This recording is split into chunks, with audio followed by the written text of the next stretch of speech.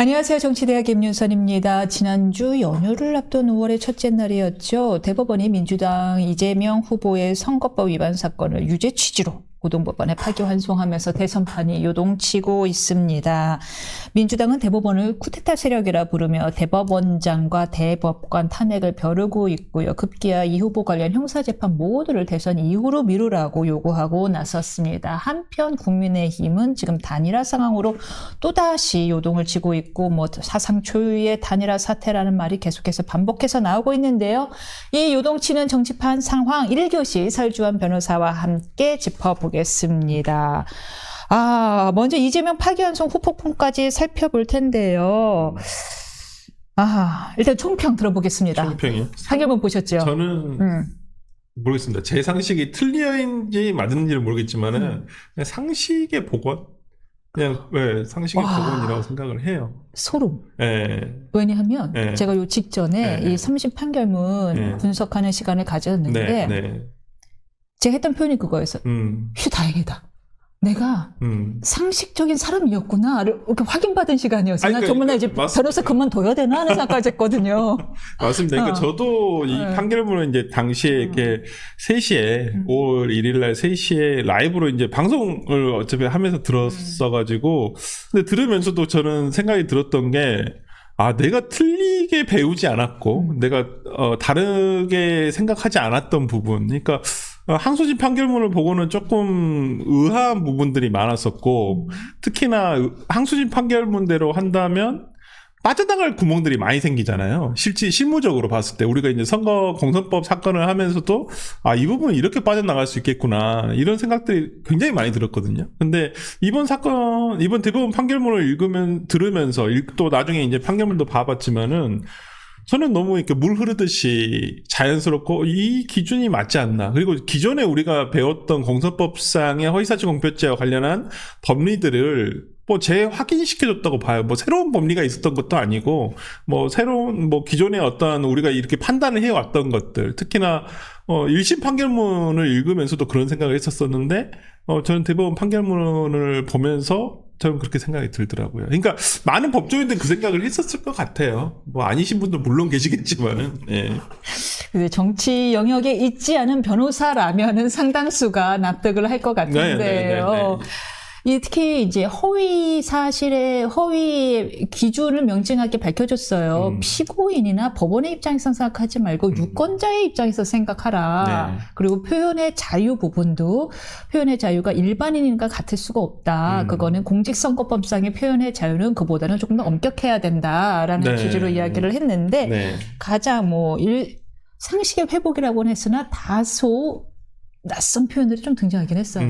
뭐냐면 2심 판결문을 많이 꾸짖었더라고요. 왜곡이라는 단어가 들어갔죠. 왜곡했다. 그러니까 저는 그 단어를 굳이 그렇게 많이 안 썼던 것 같아요. 이제까지 대부분 판결문을 보면 그냥 보통 이제 항소심에 대한 파기를 할 때는 보통 법리 오해를 하였다. 뭐한 잘못이 있다. 뭐뭐 잘못이 있다. 이렇게 보통 하는데 사실관계를 왜곡해가지고 했다. 그것은 곧 뭐겠어요? 항소심에서 우리가 약간 의아하게 생각했던 것들이 문장 전체 맥락을 보지 않고 이걸 하나하나 다 떼서 분절하려 했다라는 것이잖아요. 분해를 해가지고 이제 미분하듯이 분해를 해서 판단을 했다는 것이잖아요.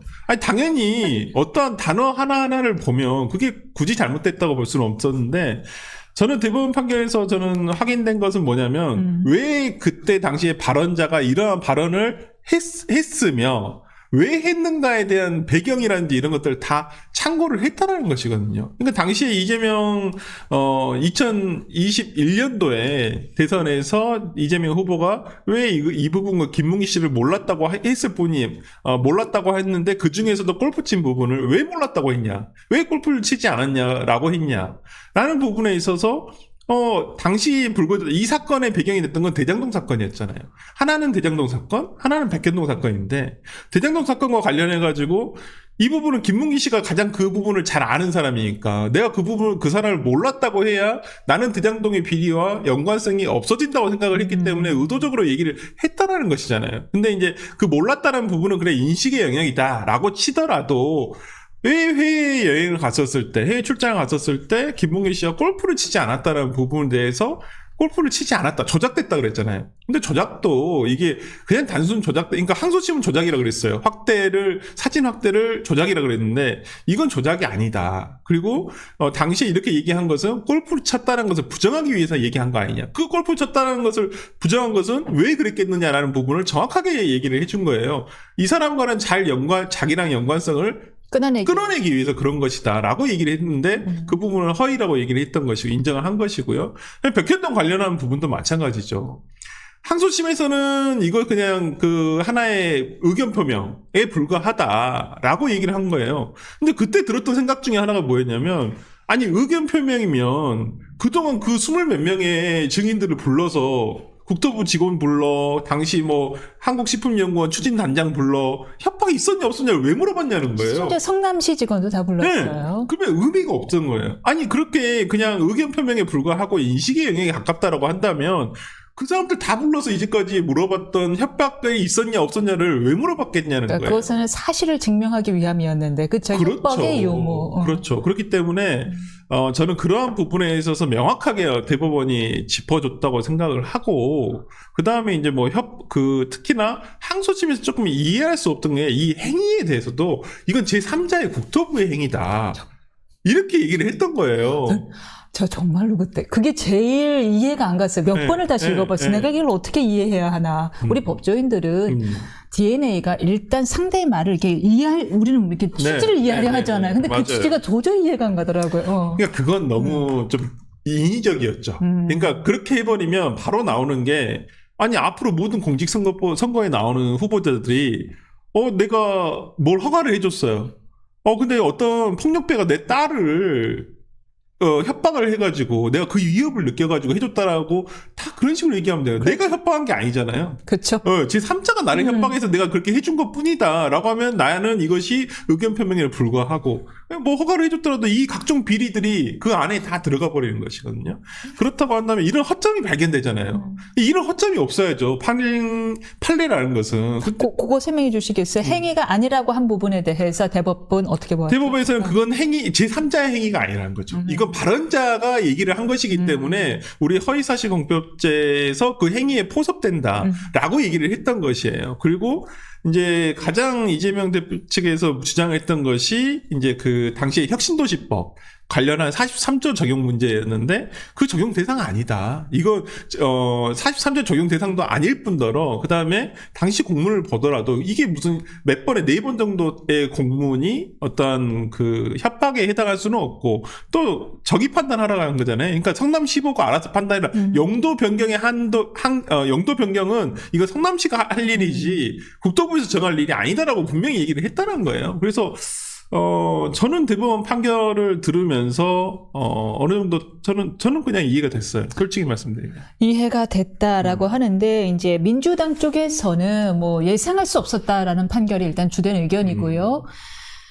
두 번째 비판은 뭐냐면은, 너무 이례적으로 빨리 진행되지 않았느냐. 과연 6만 페이지를 이틀 만에 다 읽을 수가 있느냐. 로고 기록도 공개해라까지 나오고 있습니다. 이 이례적인 신속성에 대해서는 변호사님 어떤 입장이세요? 6만 페이지라는 것은 하나의 레토릭으로서 이거 민주당이 잘 써먹는 방법이기도 한데 잘 뽑았죠. 그 단어를. 6만 페이지. 그러니까 보통 일반인들이 느꼈을 때는 6만 페이지. 야, 사람이 6만 페이지를 어떻게 이틀 만에. 이거 이틀만도 아니잖아요. 실상 대법원에 올라가서 뭐 전원 합의체 간다라도 9일이고 그다음에 그 전에 예를 들어서 3월 27일 날 기록이 송부가 된 다음부터 검토를 하더라도 이 전체 전원 합의체 판결이 난 건 36일이란 말이에요.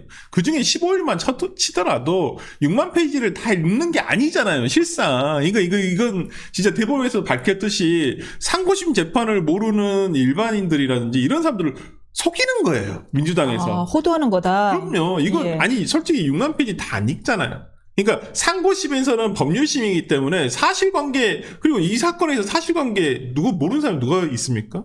사실은 간단하죠. 보충 얘기도 나와요. 간단하다고 쟁점이. 아주 뭐 어렵거나 특별한 사건이 아니잖아요. 실상 보면. 그리고 이제는 전 국민이 다 알아요. 사실관계. 진짜 외우다시피 하겠어요. 저도 진짜 방송에서 이 뉴스를 다룬 지가 너무 오래되다 보니까 알겠어요. 근데 이걸 다 일일이 읽어봐야 되는 것도 아니고 우리가 책같이 읽어보는 것도 아닌데 기록 자체가 실상 우리도 보면 기록을 이렇게 봅니다만은 아무리 정말 두꺼운 뭐 한 1000페이지짜리 기록이라도 한두 시간이면 읽어요. 솔직히 2시간도 안 걸려요. 1시간 정도면 그냥 이거 기록 보고 안에 증거 기록 같은 거 볼 필요 없는 것들. 그러니까 객관적으로 다 인정되는 것들 있잖아요. 그런 거 볼 필요가 없잖아요. 그리고 쭉쭉 보면 되는 것인데 그걸 이제 호도를 하는 거죠. 6만 페이지도 어떻게 읽었어? 로우 기록 확인해봐. 그럼 로우 기록 확인해가지고 6만 페이지 다 읽었다는 게 다 나오면 그거 인정하실 건가요? 민주당에서 그런 말은 안 해요. 그냥 계속 로우 기록만 달라고 얘기를 하시는 거예요. 이것도 법에 어긋나는 거잖아요. 재판의 비공개 원칙에 어긋나는 것이고요. 그렇기 때문에 지금 민주당에서 그렇게 얘기를 하는 건 좀 저는 뭐 지금은 이성의 영역이 아닌 것 같아요. 오히려 최근에 어떤 그 5월 1일 파기환송 이후부터 지금 민주당이 보이고 있는 것은 한마디로 크레이지 전략, 그러니까 미치광이 전략이에요. 근데 이거 눈치 안 봐도 된다라고 생각을 한 거예요. 판단이 선 거죠. 이게 대선이 가까워졌고, 그 다음에 지지율은 빠지지 않거든요. 지지율은 지금 계속 뭐 이재명 대표에 대한 지지율이 계속 지속적으로 어느 정도 수준 이상은 나오고 있고, 그게 확 떨어지는 게 안 느껴지기 때문에 저는 지금 그래서 지금 뭐 대법원장 탄핵까지도 계속 언급을 하고 실행을 하겠다라고까지 지금 얘기가 나오고 있는 것이 아닌가라는 생각이 좀 들고요. 그리고 시기와 관련해서 저는 속도가 이게 다 틀렸다고 생각하진 않아요. 당연히 대법원으로서는 대선 전에 그것도 후보자를 교체할 수 있는 시간 여유까지 줬잖아요. 그래서 5월 1일 날 정했던 것이고 그렇다고 한다면 5월 3일이겠죠. 그럼요. 5월 1일 날 하지 않았나요? 5월 1일 3시였나요? 네, 5월 1일 3시였던 것 같은데. 국민의힘 대표에서 이거 헷갈렸네. 죄송해요. 그래서 저는 대법원이 이 속도와 관련해서 빠르다고 생각하지도 않았거든요. 당연히 유권자의 선택권에 있어서 정확한 정보를 줘야 된다는 측면에서는 빠르게 해준 게 맞다고 보였고. 고충 의견에서는 오히려 반성의 취지로 이렇게 빨리 한다라고 했죠. 왜냐면 1심, 2심이 너무 늦어졌다. 그러니까 지연된 정의는 정의가 아니라고 분명히 말씀하셨잖아요. 그렇기 때문에 뭐 물론 반대 의견 두 분께서는 뭐 이거 너무 신속하게 가는 것이 좀 신중하게 가는 것이 맞지 않냐 이런 얘기를 하셨지만은 뭐 그건 뭐 소수 의견이니까요. 근데 민주당에서 지금 얘기하는 건 정말 말이 안 되는 이유가 뭐냐면 제가 개인적으로 생각했을 때 그러면 5월 2일에 선고가 잡혔을 때 그 전부터 졸속 재판이라고 계속 똑같은 얘기를 하셨어야 되잖아요. 근데 5월 2일에 잡혔을 때 뭐라 그러셨어요? 추미애 의원이건 박지원 전 의원이건 박지원은 그랬잖아요. 정통한 소식통으로부터 내가 한 3주 전에 얘기를 들었었는데 이건 무죄다. 상고 기각했다. 네, 이건 그렇게 얘기하시잖아요. 그리고 추미애 의원 뭐라 그랬어요? 이건 빨리 하는 거 보니까 이거 상고 기각 주려고 하는 거다. 그때까지만 해도 다 무죄다라고 축제 분위기였어요. 네, 본인들도 그렇게 얘기를 했던 거예요. 근데 5월 1일날 자기들하고 어떤 좀 다른 원하는 판결이 나오지 않는다 해서 이게 갑자기 졸속 재판이 되는 건가요? 그러니까 제가 항상 얘기하는 게 그럼 졸속 재판이면 12명 중에서 10명은 졸속 재판이 아니라고 한 거잖아요. 졸속 재판이라면서요. 민주당에서 봤을 때는. 그럼 2명은요? 그 상고기가 의견 냈던 2명은 졸속 재판 아닌가요? 그분들이 신중하자고 했지만 어차피 결론은 내린 거잖아요. 똑같은 시간에 똑같은 기록을 보고. 아니 왜 그러면 나머지 그 상고기가 의견 낸 사람에 대해서는 탄핵한다는 얘기를 안 하고 10분에 대해서만 탄핵을 한다는 얘기를 하는지 너무 이게 말이 안 맞잖아요. 논리적으로. 탄핵 진행하겠죠? 민주당은 한다면 하잖아요. 민주당 상황에서는 한다고 봐요. 할 수도 있죠. 충분히. 조희대 대법관에 대한 일단 청문회는 진행할 예정이고. 그러니까 도대체 제가 생각했을 때 그럼 조희대 대법원장이 어떤 헌법과 어떤 법률에 위반을 한 건가요? 탄핵을 할 만한 그냥 판결을 했다는 이유? 그게 대선 개입인가요? 무슨 사법 쿠데타라고 하는데 저는 대법원이 일을 했다고 생각을 해요. 아니면 그 전부터 5월 1일 날 선고 날짜가 잡혔으면 그때부터 계속 똑같은 얘기를 했었어야죠. 민주당에서. 이건 너 왜 그러냐? 대법원에서 왜 5월 1일 날 잡냐? 신중하게 해라. 네. 그렇게 얘기를 했었어야죠. 근데 그때는 별 말이 없어요. 오히려 더 좋다고 하신 분들도 굉장히 많았다는 거예요. 근데 이제 와서 그러니까 국민들이 이해할 수가 없는 거예요. 뭐 지지하신 분들은 뭐 그냥 그걸 계속 뭐 이래나 저래나 지지하시겠지만은 지지하는 분들은 그럼 진짜 카르텔이란 믿는 건가요? 아니 그러니까 윤 대통령 카르텔. 아니 그것도 말이 안 되잖아요. 그것도 무슨 저기 한민수 대변인이 나와서 무슨 뭐 제보가 있다 그러는데 그러면 구체적인 내용을 증빙을 하면서 내세우셨어야죠. 그런 말도 없이 그냥 지나가는 말로 우리가 제보를 이런 제보가 있다. 그것도 정통한 소식통인가 보죠. 제보 아니라는 제보를 제가 그러면 더 많이 받고 있는데, 그러면 제가 그런 얘기를 하면 신빙성이 있나요? 아니, 한번 여쭤볼게요. 한때 민주당에 적을 두셨잖아요. 네. 민주당 사람들의 어떻게 이해해야 되는 거예요? 이건 지금 그냥 예. 저는 약간 가마우지 같다 생각해요. 지금 민주당이 가마우지라는 물고기가 정말 하루에 몇 킬로씩 그냥 끝도 없이 욕심을 내면서 먹이를 먹거든요. 그러니까 지금 권력이, 그러니까 대권이라는 게 지금 문 앞에 있는 거예요. 이걸 참지를 못하는 거예요, 지금. 지금 장관 자리가 왔다 갔다 하는데. 네. 수석 자리가 왔다 갔다 그럼요. 하는데. 나한테 연봉 몇십억의 기사가 네. 왔다 갔다 그러니까 지금 생각해보면 민주당 분들한테 진짜 반대 입장에서 국민의힘에서 이런 상황이 벌어지고 있으면 전혀 비판 안 하실 건가요? 아무 말도 안 하고, 국민의힘이 하는 게, 맞아요. 이렇게 얘기하실 건가요? 아니라고 할 거예요, 대부분. 그리고 지금 민주당에서 얘기하는 거. 어떻게 법치가 법이 정치 위에 있으려고 하느냐 이 얘기잖아요. 국민이 우선이라면 지금 이재명 대표도 똑같은 얘기하고 있잖아요. 국민이 우선이라면 법도 국민의 합의라면서요. 왜 근데 그 합의된 법을 본인은 어기고 본인은 그 재판도 제대로 안 하고 그러면서 무슨 입법을 하는 입법기구의 그 구성원이며 그다음에 정말 초등학생들한테 본인은 떳떳하게 법을 잘 지켜야 된다 이렇게 얘기하실 수 있나요? 법을 온통 뭔가 법은 다 지금 어기려고 하고 무시하려고 하고 심지어 판결이 나와도 아니라고 하고. 아니 이럴 거면 윤석열 대통령 탄핵은 왜 이렇게 서두르라 했어요? 아니 그때는 빨리 하라고 난리더니 지금은 하지 말라고 난리고 그리고 헌재 판결에 다 승복했잖아요. 예. 그날 정말 아무런 충돌 없이 다행히 불상사 없이 끝났잖아요. 그리고 사회가 대선 체제로 넘어가면서 그거 다 받아들여졌잖아요. 근데 왜 대법원 판결에 대해서는 불복을 하는 거예요? 나는 그 부분이 이해가 안 돼요. 이럴 거였으면 정말 아쉬운 거 지금에 와서 조금 아쉬운 게 대법원에서 파기재판 해버리지 차라리 이렇게 혼란할 거였으면. 그런 이야기를 민주당 쪽에서 하고 있어요. 조희대 대법관 파기재판 하자고 주장한 적 있는지 없는지 밝혀라. 밝히면요? 그게 밝힌다 해서 뭐가 어긋나나요? 아니 그게 난 이해가 안 되는 게 파기재판이 법으로 안 되게 돼 있는 거예요? 할 수 있게끔 돼 있는 거잖아요. 할 수 있게끔 돼 있어요. 네, 돼 있기도 하고 이 사건은 특히나 파기재판을 할 수 있는 요건에 해당한단 말이에요. 더 이상 사실관계를 더 이상 확인할 만한 사실관계를 다시 확정할 만한 내용이 없었고 이미 사실관계는 다 드러났잖아요. 그리고 증인을 더 불러서 할 것도 없었었고 그렇다고 한다면 이 부분은 할 수가 있었죠. 할 수 있었군요. 근데 대법원에서 관행상 안 했던 거잖아요. 그것까지 감당하기 힘들었나? 아니 근데 지금 이렇게 민주당이 하는 걸 보면 후회하겠다 진짜. 진짜 후회하실 것 같아요. 제 생각에는. 아니 이렇게 혼란하게 하고 무슨 대법원장을 탄핵한다 하고 지금은 심지어 파기환송된 고등법원 판사까지도 탄핵을 한다는 거예요. 안 미룰 경우. 아니 그러니까 재판하는 게 무슨 위법 사유가 있냐는 거예요. 아직 재판도 하기 전이잖아요. 근데 기일 연기를 안 받아주면 또 탄핵을 하겠다는 거죠. 한마디로 재판을 못 하겠다고 하는 건데 그렇더라도 합니다. 왜냐면 지금 형사 7부에서 하잖아요. 근데 형사 7부 3명에 대해 다 탄핵을 하게 되면 그다음 8부가 대리부이기 때문에 8부에서도 할 수가 있습니다. 그러니까 이건 부를 옮겨가면서 충분히 할 수가 있는 거예요. 근데 저는 지금 민주당에서 하고 있는 게 비성적이라는 거 본인도 알걸요? 알지만 지금은 대선이라는 이 시기가 있기 때문에 그냥 이렇게 간다는 거예요. 네, 지지자들도 이렇게 한다는 것이고. 그러니까 참 근데 이를 그보다 얻을 게 많군요. 그렇죠. 근데 저는 우려스럽죠. 저같이 이제 중간에 있는 사람들이 봤을 때는 이렇게 나아가면 이게 뭐가 되지? 법치주의가 되나?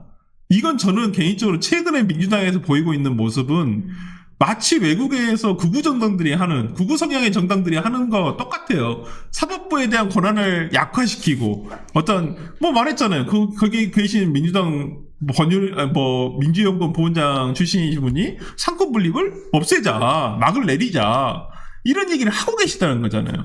아니 그러면 상권 분립도 부정해. 그 다음에 그런 말을 했던 분에 대해서 당에서도 아무런 조치가 없어요. 아니 대한민국 헌법 체계를 부정하자는 건데 거기에 대해서 말이 없고 그러면 이게 만약에 이재명 대표 후보가 대통령이 됐을 때 이건 전체주의 국가로 흘러간다는 얘기 아닌가요? 너무 중요한 말씀을 주셨는데 저도 좀 민주당의 이야기를 듣다 보면 트럼프나 일부 유럽의 극우 정당 네. 사람들이 하는 주장과 너무 많은 게 유사하거든요. 네. 아니 그 공통점이 뭐냐면 예. 대부분 집권을 하고 나면 권력을 얻고 나면 뭐 트럼프 대통령이 뭐 저는 극우라고 생각하지는 않습니다만은 가끔 그런 성향이 좀 그런 행동을 보일 때가 있는데 2025년도 초에 올 초에 대법관의 그 판사에 대한 탄핵을 했었어요. 어떤 그 트럼프 행정부에 대한 불리한 조치에 대해서 어떤 판결을 내린 판사에 대해서 탄핵을 추진을 했었거든요. 그런 거라든지 그다음에 터키 에르도안 대통령 그 정당이 지금 소속 정당이 문제가 있어요. 지금 정치적으로 굉장히 거기도 약간 그 지난 한 몇 년 전에 있었던 쿠데타를 진압한 이후로는 상당히 그 집권 권력을 독점하려고 하는 현상이 있기 때문에 거기도 지금 대법원에서 어떤 본인의 뜻과 다르게 하니까 대법관을 축소하고 본인이 임명권을 더 넓히고 이렇게 임명권을 더 가질 수 있도록 하고 이런 방식으로 똑같이 가고 있거든요. 뭐 최근에 이제 베네수엘라의 차베스 대통령 같이 대법관 수를 늘려버리는 거예요. 지금 이제 민주당에서 얘기를 하는 건 30인으로 늘리자라고 하는 게 약간 이거 똑같은 거죠. 그럼 대법원의 권한을 낮추고 그 30인에서 보니까 대충 안을 들어보니까 비판사, 그러니까 판사 출신이 아닌 변호사 출신들을 임명을 하겠다는 거잖아요. 본인 입맛에 만들 수 있도록. 이게 대법원의 권한을 약화시키는 게 뭔 의도로 그러겠어요? 그건 자신들의 어떤 뜻대로 하고 싶다는 거잖아요. 너무 정치적으로 너무 빤한 수인데 이런 것들을 국민들이 어떻게 판단하실까? 약간 좀 우려스러워. 진짜 겁이 날 정도예요. 예. 겁이 난다. 예, 대한민국의 사법 체계가 이대로 정말 무너질 수도 있겠다, 붕괴될 수도 있겠다라는 그렇죠. 생각이 좀 개인적으로 듭니다. 맞습니다. 입법권 그리고 행정권 이어서 이제 사법권까지 붕괴될 수 있겠다라는 걱정이 되는데요. 지금 변수는 서울고법의 이 후보의 선거법 위반 파기환송시 첫 재판인데 오늘 15일이거든요.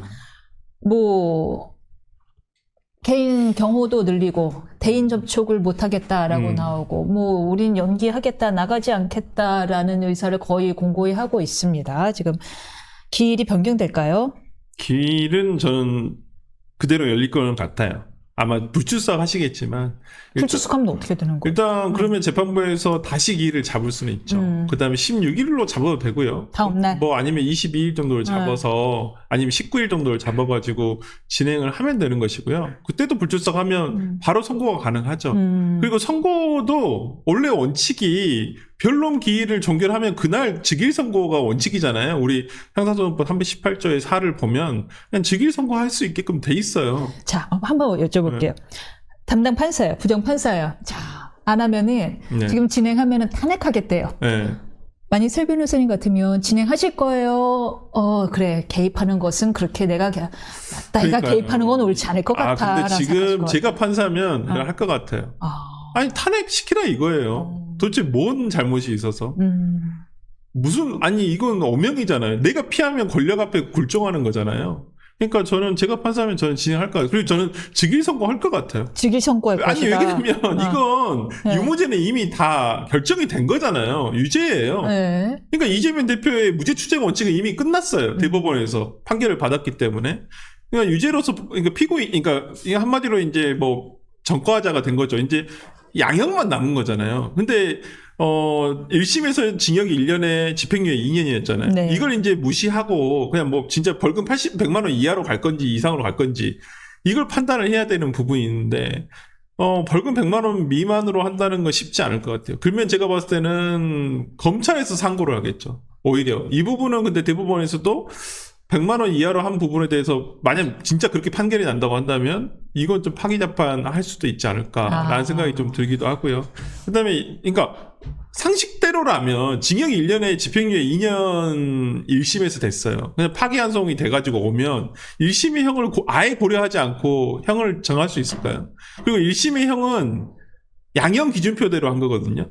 거의 양형 기준표에 있는 그대로를 한 약간 거예요. 최상단이긴 네, 했죠. 거의 상당이긴 하지만 그럼 그걸 깎더라도 뭐 6개월의 집행유예 1년 정도가 되는 건데 이 부분 뭐 저 같으면 그냥 그렇게 선고 빨리 끝내버릴 것 같아요. 차라리. 그래서 일각에서는 네. 2심에서 너무 오버했다. 그냥 네. 한 벌금 99만 원 정도 했으면 이렇게까지 대법원이 근데 신속하게 안 했을 텐데. 이제 아마 그 얘기 나오셨을 네. 텐데 아마 이 2심 판사도 생각을 했을 거예요. 근데 도저히 100만 원 이하로 낮출 수가 없으니까 그냥 아예 그냥 무죄. 무죄로 주자라고 구성을 한 것 같아요. 논리가. 그러니까 논리가 엉성하잖아요. 말이 안 맞잖아요. 어디선가. 저는 그렇게 생각이 듭니다. 15일에 만약에 직일 선고한다고 계산하고 그래서 계산을 해보자고 15일에 직일 선고하면은 그 다음에 저기에서 아마 15일날 즉위 선고까지는 안 되더라도 저는 상고를 당연히 이번 달 했다고 말까지는 아마 파기환송심이 끝나지 않을까 싶어요. 늦더라도 아주 늦게 가더라도 파기환송심까지는 끝나는데 6월 3일날 대선 전까지는 이제 확정 판결이 안 나오니까 안 나오죠. 예, 상고 기간도 있고 상고 이유서 제출 기간도 있고 그렇기 때문에 그 부분은 좀 어렵지 않은가. 그러니까 지금 민주당에서 계속 밀어달라고만 얘기하잖아요. 네. 그러니까 유죄인 거 인정하겠다는 것인지 유죄 인정할 수밖에 없는 상황이니까. 근데 이제 취임하자마자 만약 이재명 후보가 대통령이 되면 1호 법안으로 재판중지법 그다음에 뭐 지금 공직선거법. 공선법상의 그 허위사실 공표죄도 그냥 행위 부분 삭제를 해버리겠다는 거잖아요. 네. 그러니까 한마디로 본인의 형사 책임을 이런 식으로 면피를 해버리겠다라고 하는 부분이어서 글쎄요, 이건 이제 유권자가 판단해야 될 문제죠. 유권자가 예, 판단해야 될 예. 문제다. 그러니까 저는 지금 어떤 민주당에서 이렇게 정치적인 공세, 법원에 대한 정치 공세를 가져가는 건 지지층의 결집이라고 생각합니다. 어떤 지금 내부적인 어떤 이재명 후보 개인에 대한 이런 리스크가 도드라지면 굉장히 실망할 수 있는 중도층들이 많거든요. 근데 어찌됐든 지금 결집되어 있는 상태를 그대로 끌고 가야 되니까 이제는 중도 확장이고 뭐가 필요가 없어요. 제가 봤을 때는 지지층을 결집하는 게 오히려 더 큰 문제라고 생각하는 것 같아요. 이미 지지층 결집되어 있지 않나요? 지금 너무 이렇게 삼권 분립을 무시하고 오히려 위협하는 태도를 보이는 게 중도층에게는 공포로 다가올 텐데요. 네. 근데 이제 지지층 등은 지금까지 지지해왔던 분들은 어떻게든 권력을 잡아야 된다. 그러니까 내란을 얘기하고 그래서 지금 대법원장도 내란의 공범이라고 얘기를 하는 거잖아요. 그렇습니까? 제가 봤을 때는 민주당이 내란을 하고 있다고 보이는데. 아니, 국헌 분란의 목적이 뭔가요? 어떤 헌법기관이 무력하잖아요. 근데 대법원이라는 헌법기관을 무력화하려고 하는 거잖아요, 지금. 그러네요. 대법원장도 네. 탄핵하겠다. 지금 10명, 나머지 9명의 어떤 대법관도 탄핵을 할 수도 있다라고 계속 으름장을 놓는 것은. 고법부장도 안 미루면 탄핵한다. 그러니까 이거 사법부에 대한 정말 어떤 사법부에 대한 기능 마비를 의도하는 거잖아요. 그런 것인지 아니면 왜 북한의 인민방송이나 노동신문도 발언이 센 게 우리 보기용이 아니라 김정은 수령 그렇죠. 지도자에게 뭐 위한 그럴 수도 충성 있고요. 경쟁 있잖아요. 저도 각자의 지금 벌써 그러니까 충성 경쟁일 수도 있는 거예요. 구식력을 위해서 열심히 그 안에서 민주당 내에서 이렇게 하고 있는 거죠. 이재명 후보라는 축을 중심으로 해가지고 구심력이 계속 발동하고 있는 거니까 저는 그렇게는 보여요. 그래서 지금은 외부 확장의 의미가 없어졌죠. 지금은. 그러니까 말씀하신 대로 삼권 분립을 위협하는 것도 문제인데 처음에 주신 말씀이 아픈 부분이에요. 대통령이 될 사람은 법을 어겨도 나중에 법을 알아서 없애주고 법을 알아서 없애는 개정안을 내므로써 다 모든 거에 면죄부를 주어주는구나라는 신호를 우리가 사회에 줘서야 되겠습니까? 그러니까 그러면 아니 앞으로 네. 예를 들어서 민주당이 야당이고 만약에 집권을 하게 된다고 한다면 이런 일이 상대당에서 있었을 때 그냥 다 용인해야 되는 거잖아요. 본인들이. 그러니까. 선례를 자기들이 세워버렸잖아요. 법 없애면 되는 거였어요. 아니 뭔 범죄를 저지르건 간에 그냥 대통령만 되면 다 그냥 끝난다는 거잖아요. 아니에요. 그리고 선거만 하면 사법 처리도 안 해야 되고 수사도 안 해야 되고 다 안 해야 된다는 거잖아요. 다 정지해야 되는 것이고. 근데 앞으로 대통령이 된 사람이 이제 자기를 위해서 어떠한 법이든 하더라도 그걸 다 인정해야 된다는 거야. 아니 그러니까 그러면 이게 마치 그런 거라니까요. 히틀러도 선거에 의해 선출된 지도자였어요. 그리고 당시에 독일 의회는 수권법이라 해서 그냥 행정부에 다 맡겨버렸어요. 그럼으로써 전체주의가 된 거예요. 지금 민주당이 하고 있는 게 딱 그런 형식으로 가고 있는 거잖아요. 전체주의의 길을 가고 있다. 그러니까 저는 되게 요즘에 민주당을 보고 있어요. 최근에 민주당을 보고 있으면 이제 민주화 운동 하신 분들이 많잖아요. 민주당에는 기본 근간이고. 이분들이 과거에 군부 독재 정권에서 정말 민주화 운동을 하면서 독재자와 싸웠잖아요. 독재자와 싸우면서 미운정, 고운정이 다르는지 이제는 본인들이 그 독재를 하려고 해요. 예. 아픈 이야기. 예, 싸우면서 괴물이 돼버린 것 같아요. 괴물과 싸우다가 본인 스스로가 괴물이 돼버린 것 같다라는 생각밖에는 안 들어요. 최근에 민주당 모습을 보고 있으면 이건 내가 알던 기존의 민주당이 아닌데, 내가 예전에 몸담았던 민주당이 아닌데, 지금은 진짜 괴물과 싸우다가 괴물이 되어버린 민주당이 돼버렸구나. 그렇게 돼가는 것 같구나. 라는 생각이 들어서, 정말, 걱정돼요. 솔직히 말씀드려요. 근데 진짜 이쪽을 보고 민주당을 보고 있으면 참 한심한데, 정말, 걱정이 돼요. 두렵기도 하고. 근데 맞은편에 국민의, 그러면 이쪽 후보가 누가 있지? 여기는 아직 잘 모르겠어요. 그쪽 후보 얘기가 지금 잠깐 설 변호사 눈빛에서 슬픔이 엿보였습니다. 네. 진짜 걱정이 된다라는 네, 애정과 진짜로. 슬픔이 엿보였는데, 국민의힘 이야기 안 할 수가 없어요. 지금 시간이 없어서 짧게 치고 가야 됐는데, 김문수 후보가 당선됐습니다. 그러니까 당선된 거야. 그럴 수 있죠. 당선될 수 있죠. 당내 어떤 전략이나 이런 걸 잘 했으니까 단일화 전략, 을지문덕도 하고 김덕수도 하고 이 단일화 전략이- 전략이 성공했다. 네, 저는 성공했다 보는데 단일화 하겠죠. 김문수 후보라고 단일화를 할 생각이 없다라는 부분은 아닌 것 같아요. 근데 김문수 후보의 워딩이 경선 전에도 그랬고 경선 끝나고도 그랬고 워딩은 정확했어요. 일관돼요.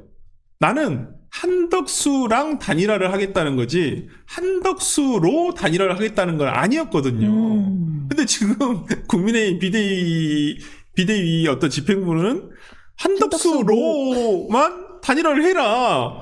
그러니까 당연히 김문수 후보로 입장에서는 기분이 안 좋죠. 돈은 돈대로 쓰고. 이게 그럼요. 나 시간과 장난 돈을 아니야. 다 드렸는데. 그러니까 저는 최소한 지금 저는 쌍권 지도부가 너무 못하고 있다는 게 최소한 자당 후보잖아요. 선출된 후보에 대한 존중심이 하나도 안 보인다는 거예요. 제가 보더라도 이건 우리가 진짜 어린 아이의 손에 있는 사탕을 뺏어도 그 아이가 우는데 기분 나빠서 우는데 이걸 그렇게 뺏을 게 아니잖아요. 만약에 뺐더라도 어떤 합의하에 내가 줄게 이렇게 하는 형식을 갖추는 게 어떤 지도부의 그런 건데 지금 제가 봤을 때는 너무 서툴러요. 너무 서투르고 존중이 하나도 안 보인다는 거예요. 최소한 후보에 대한 존중을 보여줘야죠. 김문수란 후보가 갑자기 나타난 후보가 아니잖아요. 그래도 국민의힘 계열에서 오랜 시간 동안 정치를 해왔던 분인데 갑자기 나타난 한덕수 후보한테 예비 후보한테 이거 그냥 넘겨줘라는 형식으로 가버리면 저라도 제가 김문수 후보라도 안 할 것 같아요. 하기 싫을 것 같아요. 내가 왜? 그러니까 지금 국민의힘에서 조금 기획을 잘했으면 좋겠어요. 이러한 단일화라는 과정이 어렵고 시끄럽고 지난한 과정인데 그걸 지금 축소하려고 하니까 마음이 급해서 그런 거라는 것은 충분히 이해가 되는데 그렇다 손 치더라도 정치를 최소한 10년, 15년, 20년씩 하신 분들이 국민들 보기에 정말 이렇게 볼썽사납게 하는 단일화가 된다고 한들 그 단일화에 시너지 효과가 있을까요? 단일화하는 이유가 뭐예요? 지금 시너지를 발휘하겠다는 거잖아요. 컨벤션 효과를 발휘해보겠다라고 하는 건데 이래가지고 무슨 시너지와 컨벤션 효과가 생기겠어요? 그러니까 지금이라도 조금 김문수 후보의 뜻을 최대한 존중을 하면서 단일화를 할 수 있도록 하는 게 중요하지 너무 시간 없다고 그냥 우격다짐식으로 이렇게 밀어붙이는 게 글쎄요. 내부에 계신 분들 상당히 불만이 많으시더라고요. 모멸감을 줬다라는 너는 나에게 모멸감을 줬어라는 설 변호사의 뭐라고 해야 되죠? 논평이었습니다. 네, 감사합니다. 저희는 다음 주에 다시 뵙겠습니다. 네, 감사합니다.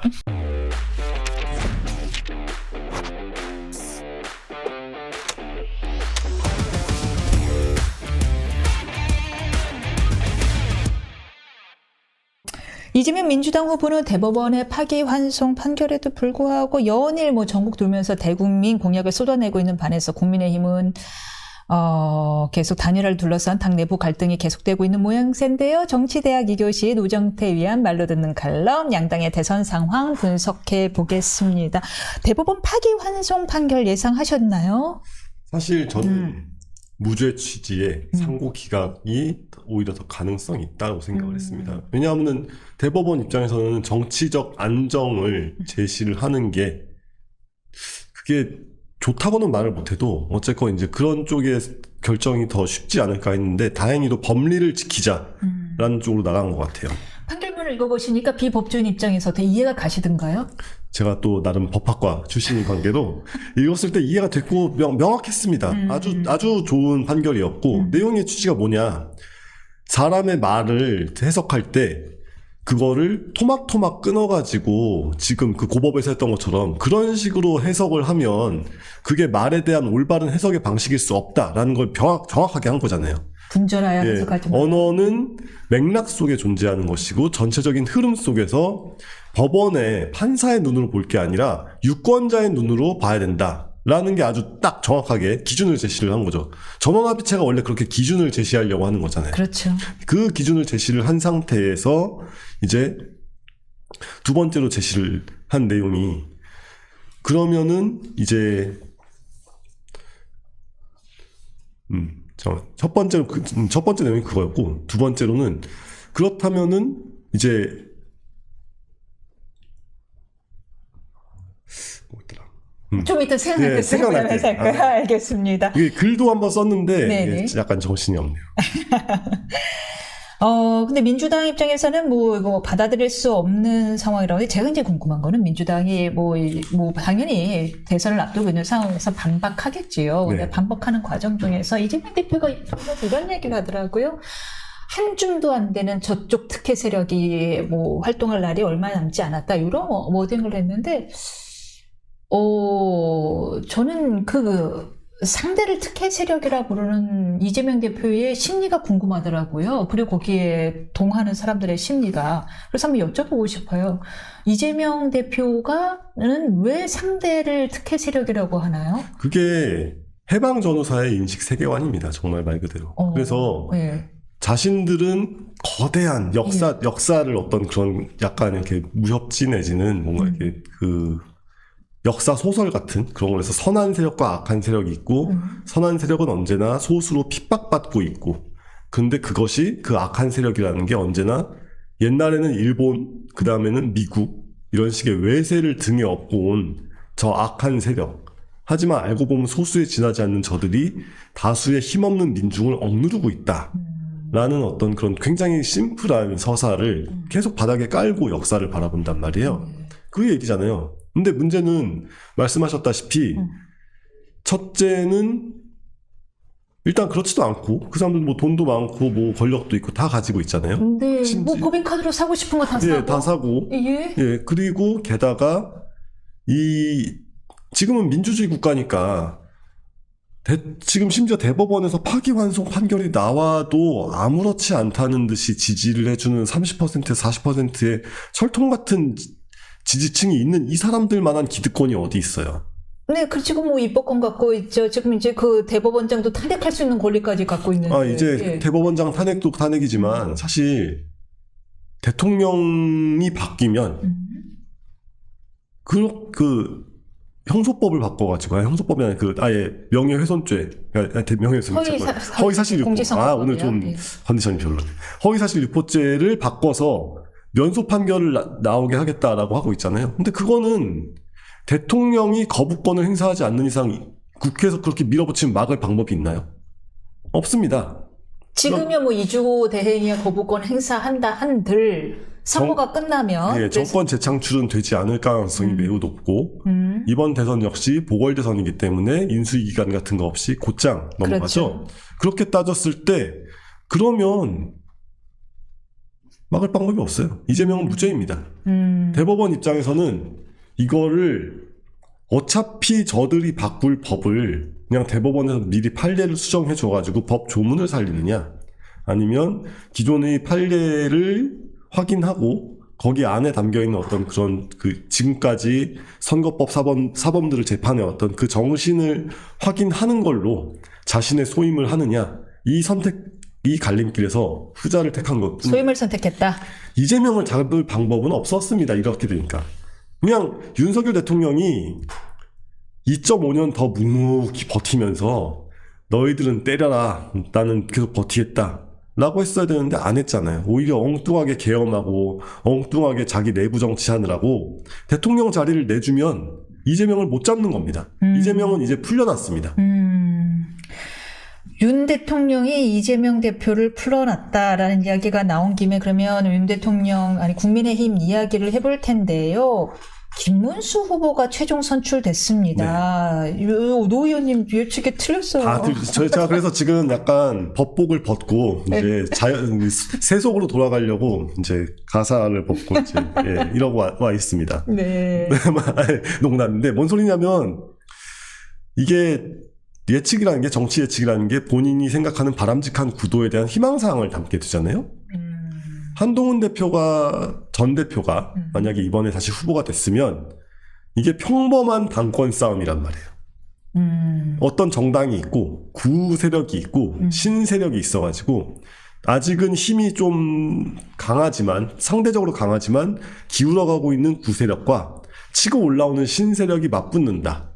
라면은 거기서 이제 이 정당 자체에 대한 불신이 아직 가득하지만 그래도 사람들이 중도까지 포함해서 이 정당의 원래 핵심 지지층과 그 외부에 있는 사람들이 아 그래 당은 살려두고 바꿔보자 물갈이를 해보자 라고 하면서 신세력한테 힘을 실어주는 뭐 이런 식의 구도가 나올 수 있었겠죠. 이렇게 해야 국민의힘 그리고 이제 국민의힘 이어져 오는 그 보수 정당의 정통이 쭉 살아있으면서 쇄신하는 그런 모양새가 될 수 있었을 거란 말이에요.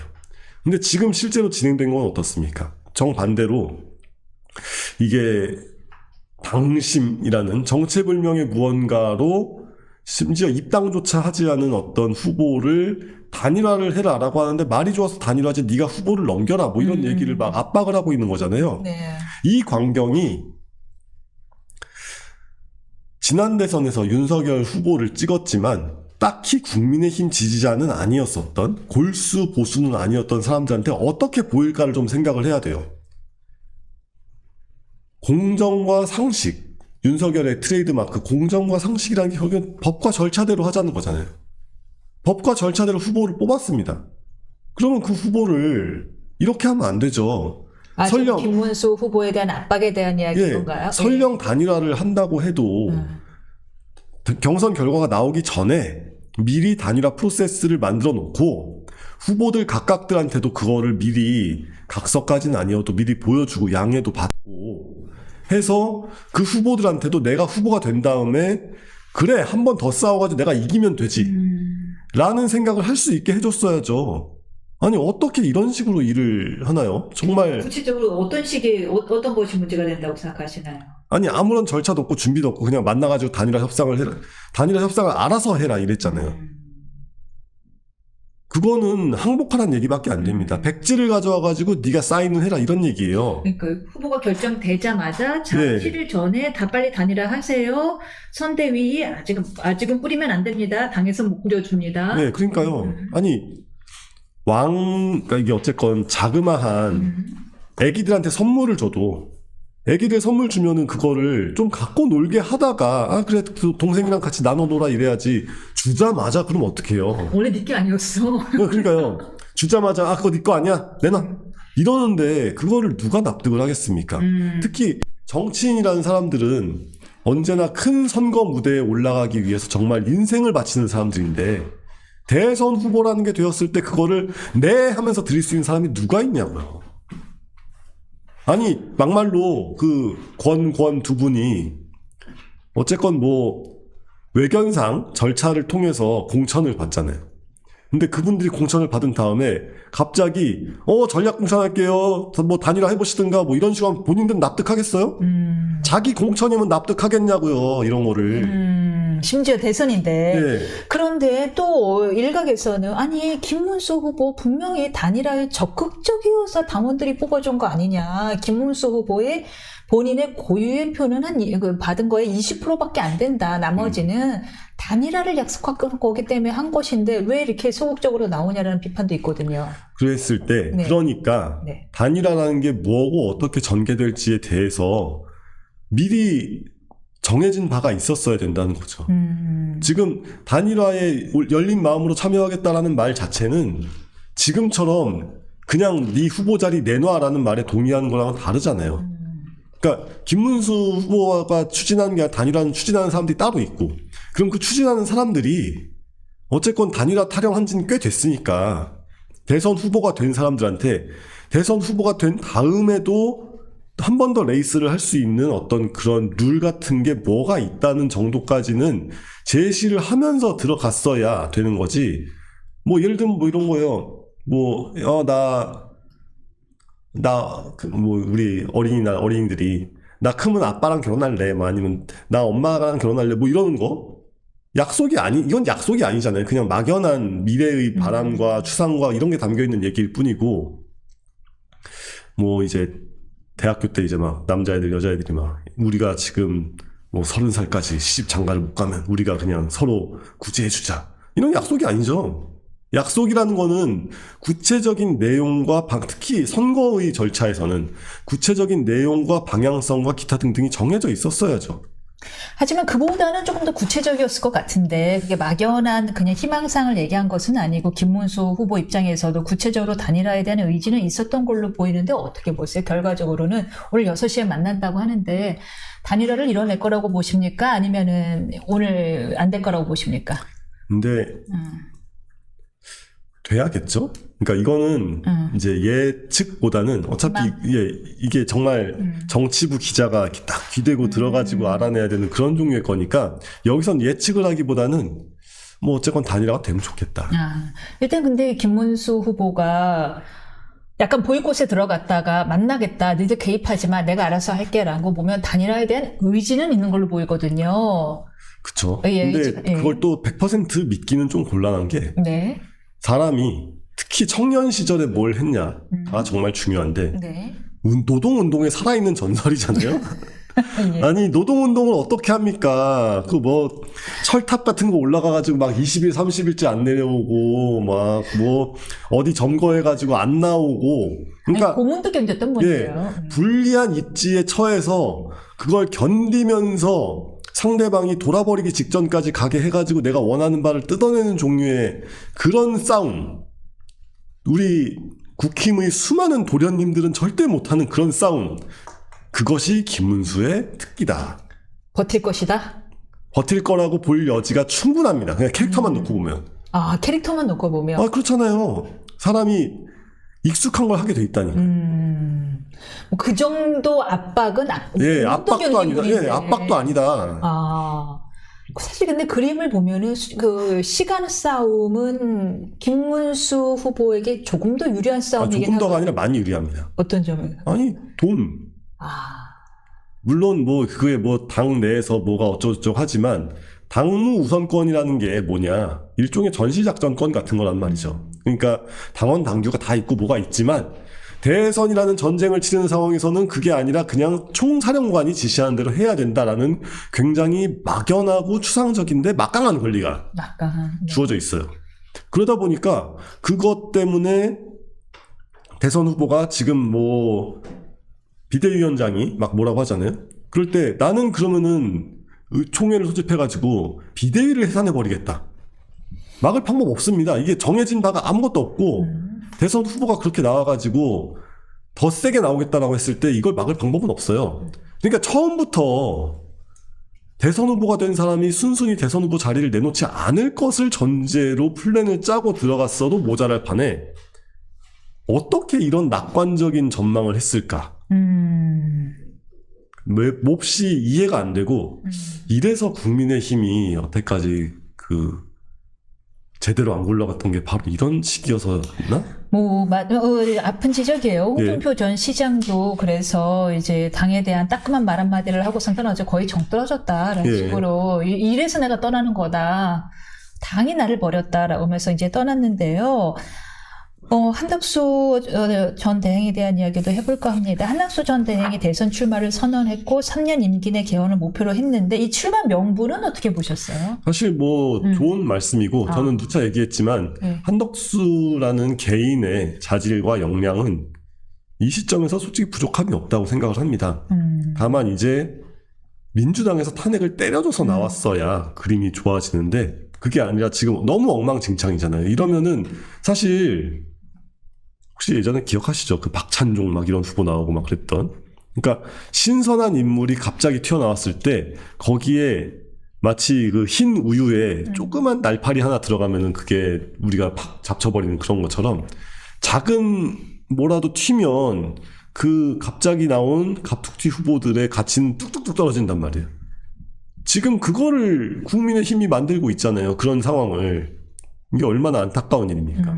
그러니까 그런 식으로 본질은 추대라고 해도 외견상 공정한 경쟁도 했고 죄송하지만 입당은 하진 않았지만 어쨌건 오히려 그래서 국민의힘이라는 정당을 통째로 반성하면서 이제 보수 정당을 아예 새롭게 만들겠습니다. 뭐 이런 느낌의 후보로 들어가야 사람들이 납득을 할까 말까 한 상황인데 정반대로 자 이게 단일화를 합시다 이러면 이재명 이길 수 있습니다. 뭐 이래버리니까 많이 상품성이 떨어질 것 같거든요. 이렇게 가면. 무슨 말씀인지 알겠는데 네. 이제 외연 확장의 뭔가 단일화를 통해서 시너지 효과를 내려면은 외연 확장의 모습이 있어야 되는데 네. 그렇다기보다는 그냥 지지율도 겹치고 네. 게다가 출마의 변 역시 윤 대통령에 대한 비판은 없고 문재인 전 대통령에 대한 비판이 주로 이루다 네, 그러니까요. 보니까 이게 20대 대통령이야 21대 대통령 선거야라는 게 약간 혼동이 오더라고요. 사실 그래서 한동훈 후보가 윤석열 시즌2라고 해도 저는 문제가 한덕수 없었어. 후보. 아니, 그러니까 이미 떨어진 네. 한동훈 대표가 후보로 나왔을 때 윤석열 시즌2라고 했어도 문제가 없었을 거라고 봅니다. 그러니까 네. 윤석열 찍은 표심들이 원하던 바는 하나도 이루어지지 않았고 윤석열이 제시했던 테마도 이루어진 게 하나도 없기 때문에 윤석열은 실패했지만 나는 실패 안 하겠습니다. 이랬으면 좋았겠죠. 근데 문제는 그거는 윤석열의 후배 한동훈이니까 말이 되는 포지션이고 한덕수는 완전히 다른 안을 제시를 해야 되는 사람이었는데 어떤 예컨대 예를 들면 지금 이제 뭐 세계가 국제적 정세가 완전히 경랑에 휘말렸습니다.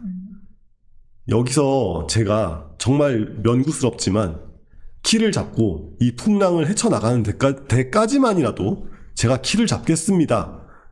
이런 식으로 그냥 외교 대통령 아니면은 뭐 통상 대통령 이런 식으로 완전히 다른 컨셉을 잡고 그 컨셉을 밀면서 그 컨셉에 부합하는 사람이 나다. 이렇게 들어가야죠. 근데 그게 아니라 저는 정반대로 여론조사 해보니까 지지율 나오네요. 그럼 이분으로 합시다. 뭐 이렇게 되는 상황이잖아요.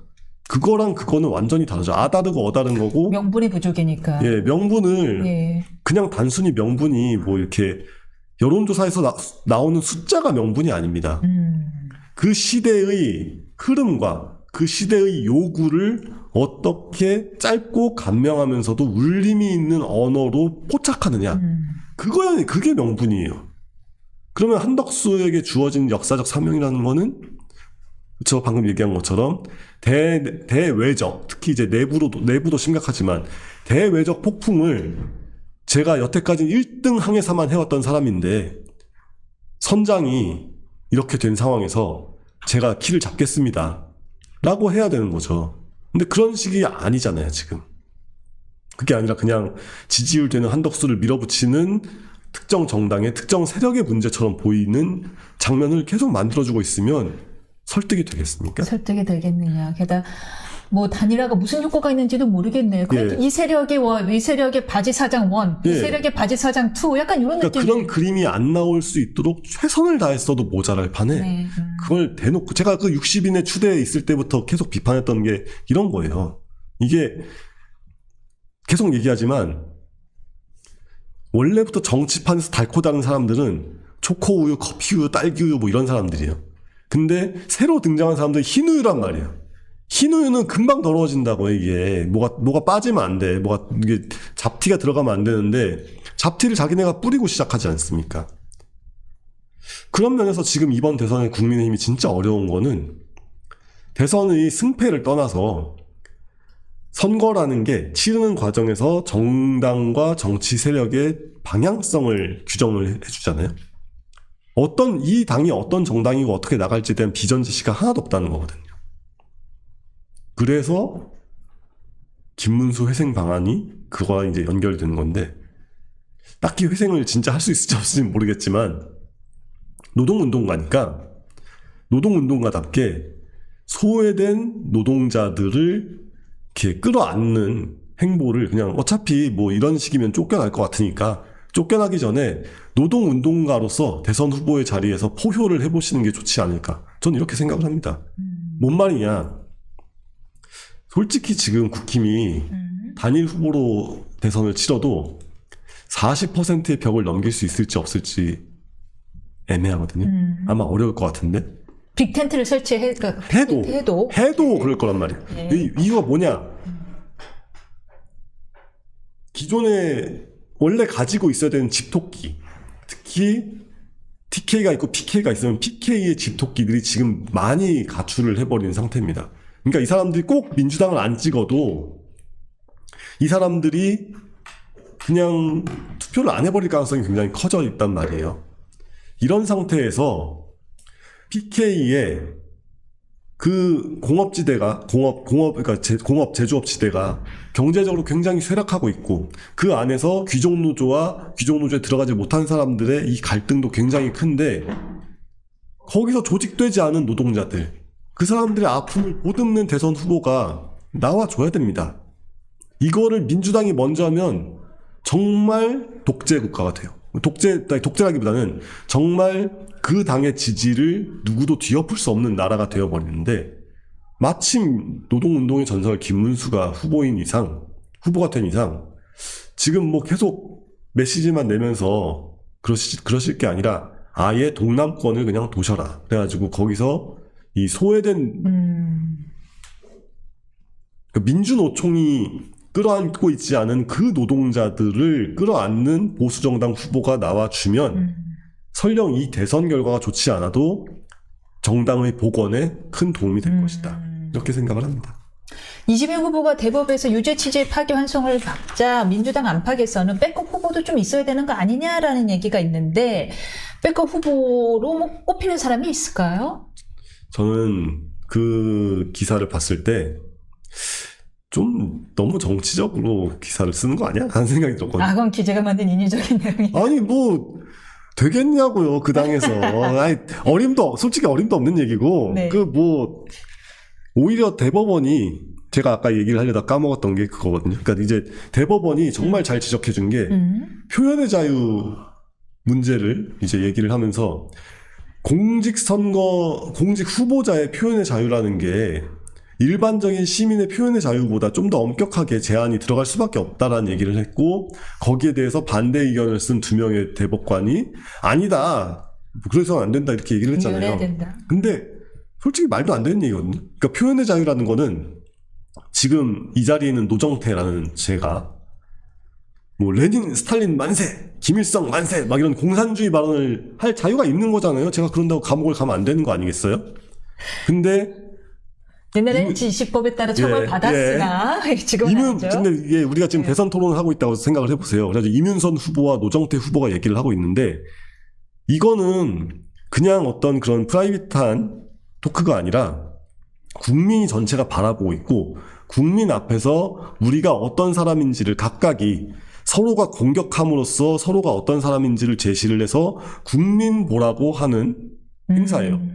일종의 국회에서 선서하고 증언한다거나 법정에서 증언하는 거 이런 거랑 비슷한 프로세스입니다. 다만 그것이 그 전까지 존재하지 않았던 그러니까 이제 옛날에 미국에서 건국의 아버지들이 헌법을 만들 때는 그런 게 존재하지 테레비 같은 게 존재하지 않았으니까 그래서 이제 대통령 후보의 발언에 대해서 어떻게 해야 될까에 대한 고민이 매스미디어가 없던 시절이니까. 근데 매스미디어를 통해서 공개되는 후보의 발언을 그거를 표현의 자유라는 이름으로 보호한다는 거는 표현의 자유의 원래 취지와도 맞지가 않습니다. 그래서 되게 엉터리 논의가 막 진행되고 있었던 거를 대법원이 잘 브레이크를 걸어줬는데 문제는 말씀드렸다시피 민주당에서 이재명 무죄법을 만들어가지고 통과시켜버리면 그걸 막을 방법이 없게 되었다. 라는 거죠. 두렵네요. 알겠습니다. 아, 진짜, 여기까지 듣겠습니다. 죄송합니다. 제가 이렇게 우울한 얘기만 잔뜩 하면서 가가지고. 아닙니다. 그만 말씀 잘 들었고요. 저희는 다음 주에 다시 찾아뵙겠습니다. 네, 감사합니다.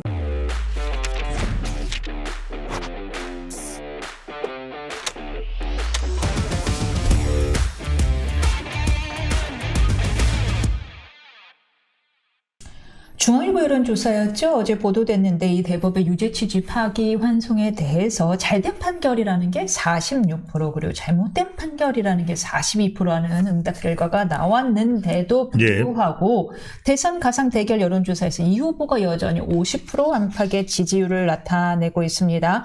국민의힘이 단일화가 결정될 경우 그 이후에도 실질적인 여론 변화가 있을지 주목되는데 정치대학 3교시 배종찬 소장님과 함께 하겠습니다. 안녕하십니까? 안녕하십니까. 배수도사 배종찬입니다.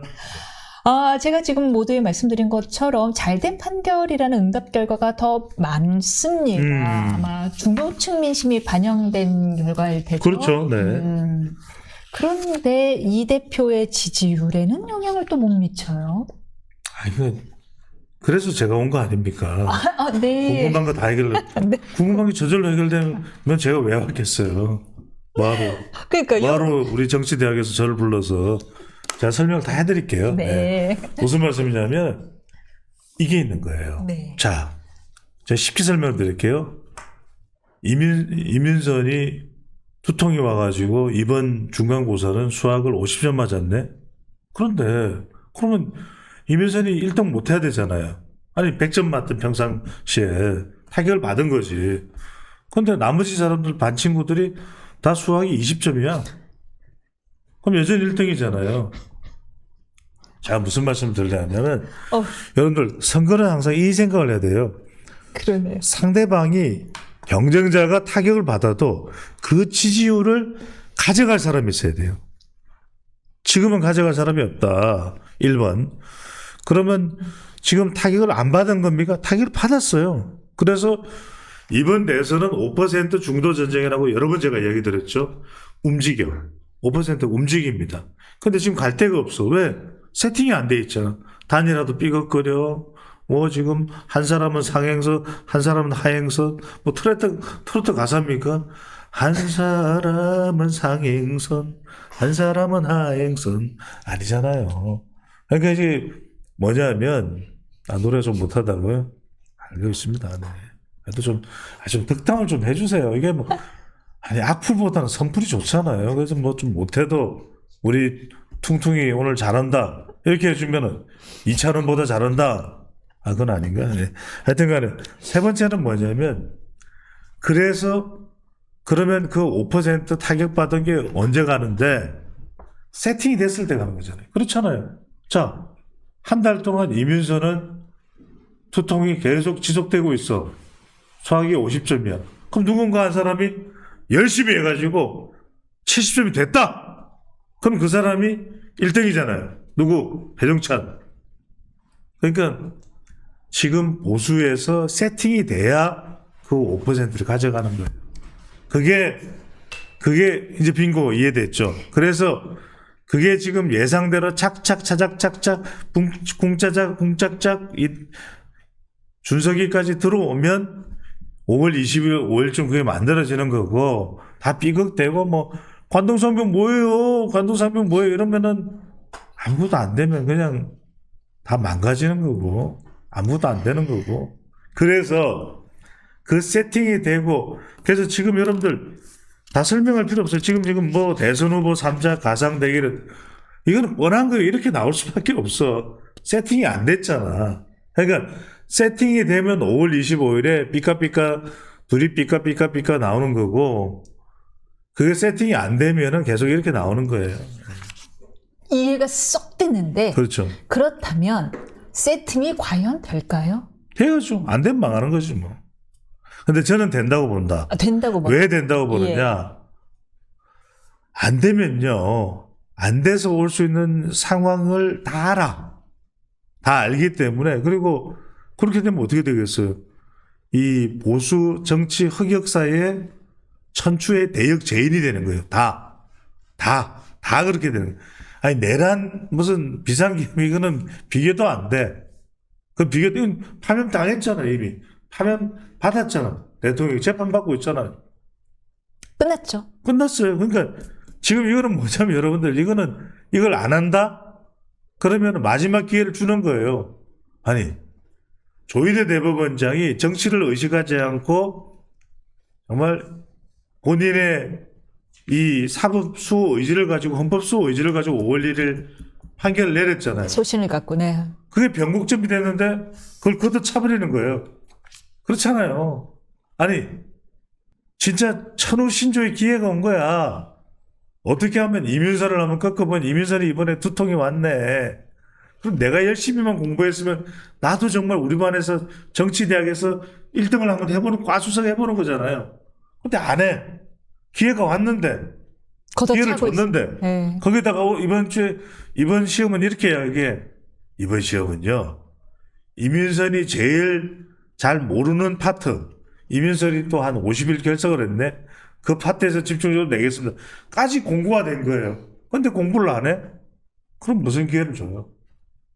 잠깐만 근데 여쭤보고 싶은 게 김문수 후보와 한덕수 권한대행의 단일화가 그 세팅이 그 정도의 시너지를 낼 수 있는 세팅이에요? 왜냐면 지지자가 다 겹치잖아요.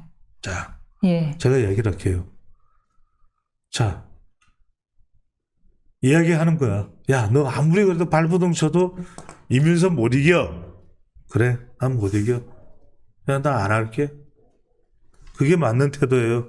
아니야, 난 할 수 있어. 그래, 빠밤 열심히 해가지고 해보는 게 최선을 다하는 거예요. 아, 이건 말할 필요도 없잖아요. 이런 것까지 제가 설명해 줘야 됩니까? 정치대학에서. 그러니까 제 얘기는 뭐냐 하면 네. 단일화로 시너지 효과를 원하는 당원들이 좀 더 전략적으로 선택을 했다면 중도 표심도 갖고 올 수 있는 한동훈 후보를 선택했어야 되는 거 아니냐라는 거죠. 그 다음에 한덕수 후보랑 단일화를 했으면 시너지 효과가 더 크게 났을 거 아니냐라는 얘기인 거죠. 이민선도 집중을 안 하네. 제가 얘기를 할게요. 네. 자, 한동훈 후보가 자산이라는 이야기를 여러 번 이야기를 했잖아요. 근데 한동훈 후보의 경우에는 자, 이야기를 드릴게요. 무슨 말씀이냐? 보수가 5가 있어.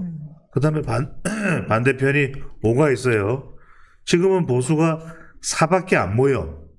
그럼 이제 1은 안 나오는 거니까 5대 4니까 보수는 아무리 해봐야 안 되는 거잖아요. 이재명 후보한테. 그 지는 거야. 근데 이제 한동훈이 온다면 한동훈 후보가 좋은 자산이라는 걸 거듭 계속 강조해요. 그런데 이른바 윤석열 전 대통령을 지지하고 한동훈 배신자 프레임에 지금 인식이 강한 사람들이 투표하러 오겠어요? 한덕수 후보랑 단일화를 하면요. 한덕수 후보와 단일화를 해서 한동훈이 되면 뭐 둘 중에 한 명이 그건 달라지는 이야기겠지. 예. 그걸 안 된 거를 왜 저한테 이야기를 했어요? 제가 하지 말라고 그랬어요? 그러니까 당원들이 단일화에 굉장히 목을 메고 있는데 그 단일화가 단원들이 선택할 만큼의 좋은 시너지 효과를 낼 것인가, 정말 그렇게 시너지를 낼 거였으면 다른 선택을 했어야 되지 않을까에 대한 안타까움인 거죠. 첫 번째 얘기를 할게요. 예. 당원들은, 일반 유권자들은 아주 메커니즘을 가지고서 선거판을 용의주도하게 접근하는 그런 인자가 아니에요. 아니, 인자라는 게 나쁜 이야기 아니에요. 저는 베리어블을 이야기. 예. 왜 웃으세요? 베리어블을 이야기하는 거예요. 그러니까 주어진 상황에 맞게끔 최선을 다해서 선택을 하시는 분들이에요. 두 번째. 자, 여하튼 지금 선택을 한 결과는 김문수, 한동훈이 한덕수가 남아 있잖아요. 그죠? 그럼 이 상태에서 단일화를 안 한다. 그러면 단일화를 안 하면 5대5가 아니라 4대5인 결과가 계속 지속이 되는 거예요. 자, 단일화를 한다? 그러면 4.8대5까지는 쫓아갈 수가 있어. 예? 조금이라도 더 나은 사람을 선택하면 4.8대5로 갈 수 있어. 아니, 그러면 배추도사, 그러면 이기지는 못하는 거 아니에요. 자, 제가 말씀드리잖아요. 선거라는 것은 또 어떤 변수가 나올지 모르죠. 아직 이재명 후보는 1심 재판 또 양형 선고가 남아 있잖아요. 그리고 우리가 이렇게 힘을 합해가면 이거 속담 유명하잖아요. 영어로 하늘은 스스로 돕는 자를 돕는다. 4.8인데 우리가 어떤 현상에 4.8이면 4.8이냐? 5.0 같은 4.8이 있잖아요. 그러면 이재명 후보는 재판의 영향을 받아서 4.9가 되고 4.8인데 5.0 같은 4.8이야. 그럼 5.0 대 4.9면 누가 이겨요? 누가 이겨요? 보수가 이기는 거잖아요. 단일화가 될 거라고 보세요? 지금 오늘 6시에 만난대요. 자, 제가 말씀드릴게요.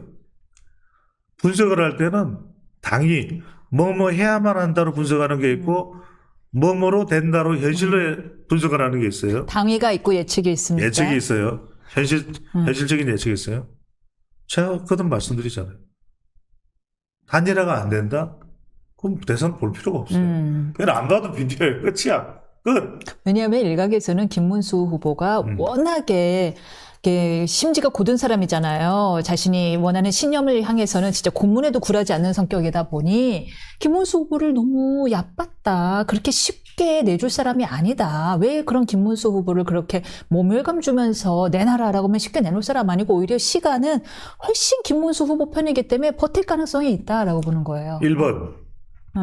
모멸감을 주지 말고 김문수 후보가 우리 후보이기 때문에 우리 후보에 의해서 최선을 다하고 그것이 정상적이고 그것이 정치 경륜이 있다면 보였어야 될 태도 아니냐. 지도부에 대해서 100번, 1000번, 10,000번, 100,000번 옳은 말씀이에요. 정말 지도부 잘. 그거 틀렸다는 이야기 안 해요. 네. 자, 두 번째. 김문수 후보 1인칭 시점으로 가서 그래. 버티면 저 자리는 내 자리야. 나중에 내가 대통령 되면 좋고 아니면 당근이라도 차지할 수 있고 내 주변에 내가 이름 이야기 안 합니다. 이름 이야기 많이들 하고 있어요. 김문수 후보 주변에 누구누구다라는 거. 근데 이름 이야기 안 할게요. 그런데 한 명만 해주시면 안 돼. 당권 도전될 수 있겠어요? 지면? 다 내란 세력으로 끝장이야. 다 질질 끌려다니는 거 아니면 질질 끌려다니는 거 아니면 질질질 끌려다녀요. 똑같아, 끌려다니는 거는. 그건 뭐냐면 김문수도 망하는 거예요. 김문수 당권이고 뭐 그런 거 없어요. 그러니까 뭐냐. 세 번째.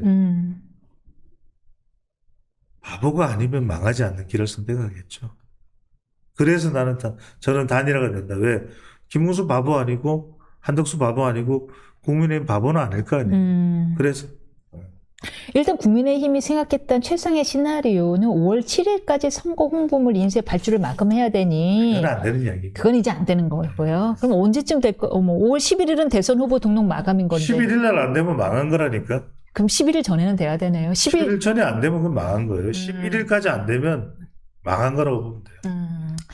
그런데 이 가상 대결 여론조사를 보잖아요. 그럼 추세가 약간 전에는 한덕수 후보 대행과 김문수 후보가 거의 더블 스코어 차이가 났는데요. 점점 그 차이가 좀 줄어드는 추세예요. 여전히 한덕수 대행의 지지율이 좀 더 높기는 하지만 전처럼 막 더블 스코어까지는 차이가 안 납니다. 그러면 김문수 후보 입장에서도 조금 더 고민이 되겠어요. 쉽게 놓고 싶진 않겠어요. 아니 그러니까 고민이 되지. 고민이 되는데 제가 말씀을 드리잖아요. 예. 그래서 고민되면 어떻게 할 건데 고민돼서 버틸 거예요. 1번 고민돼서 버티면 그 망하는 길이라고 얘기했잖아요. 두 번째 그래서 기분 상하고 기분 잡친 건 다 이해가 되는데 단일화는 해야 될 거예요. 제가 그때 말씀드렸잖아요. 선택이 아니라 필수라고. 그러면 국민의힘 지지층 플러스 무당층으로 여론조사해서 그 결론을 내면 되잖아요. 누가 더 유리한 토론회하고. 누가 더 유리한 거? 지금 중도층이 아까 말씀하신 것처럼 지금 갈 데가 없거든요. 잘못된 판결이 46%예요. 지금 발표되는 여론조사를 보면 한덕수 후보가 조금 유리해 보이는데 네. 그렇다고 해서 최종 결과가 어떻게 될지 모르는 거잖아요. 그러면 유리한 대로 나는 내 유리한 대로 끌고 가겠다는 데서 끌고 가지나요? 단일화라는 게. 그러니까 국민의힘 경선 때 국민의힘 지지층 플러스 무당층 했잖아요. 그대로 하면 되는 거예요. 노정 단일화 때도 노무현 후보도 지지율에서는 정몽준이 앞서고 있는데 정몽준이 자기한테 유리한 방식으로 하겠다고 해서 그래 합시다 그랬다는 거잖아요. 물론 뭐 지금 또 정몽준 후보 쪽에서는 아니라는 이야기도 하지만 그러니까 국민의힘 경선 때 국민의힘 지지층 플러스 무당층으로 대선 후보가 지금 된 사람이 누굽니까? 김문수 후보잖아요. 김무성 후보가 아니라.